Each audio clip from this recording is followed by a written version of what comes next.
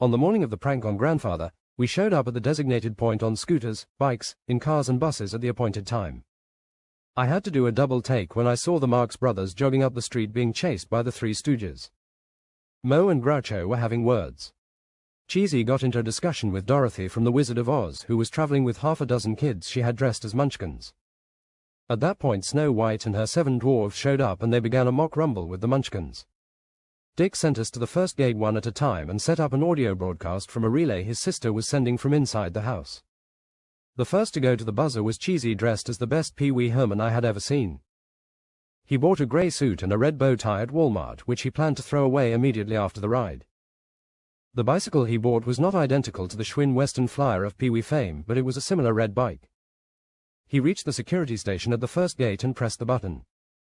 Dick's sister was broadcasting live from inside grandfather's office, where grandfather and several of his assistants were working on something at his desk. When the intercom buzzed, you could hear him say, "Who the hell is that?" His security person replied, "It's a Mr. Herman, Pee Wee Herman, sir." "I don't know any Herman, do I? What the hell kinda name is Pee Wee? Probably just a salesman. Send him away," and he went back to work. Marius and Marion were next up. They had the advantage of the entire costume department of the Cell-Traded Circus at their disposal, and they looked spectacular. They were Siegfried and Roy right down to the capes and glitter. They buzzed the intercom and grandfather could be heard to say, "Who the hell is that now?" His security person replied, "A Mr. Siegfried Fischbacher and a Mr. Roy Horn wish to see you about buying tickets to their circus." Circus? Who the hell cares about a circus? Is everyone nuts today? Send them away. Do we have dogs? Dogs like the circus. Send the dogs out, and he went back to work a little more agitated than the first time. The next wave went in. It was Hillary Clinton, Margaret Thatcher and Angela Merkel, but I knew it was Darla, Magda and Krista. They hit the buzzer and Darla said, "Hello dearie, it's Hillary. We're here for the tea party, Dickie."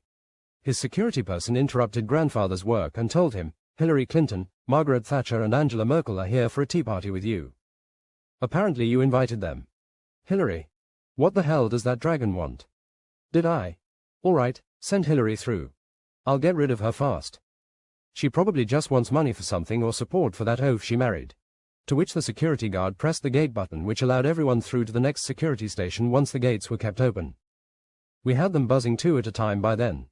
I was in the next wave with Errol, which included religious characters.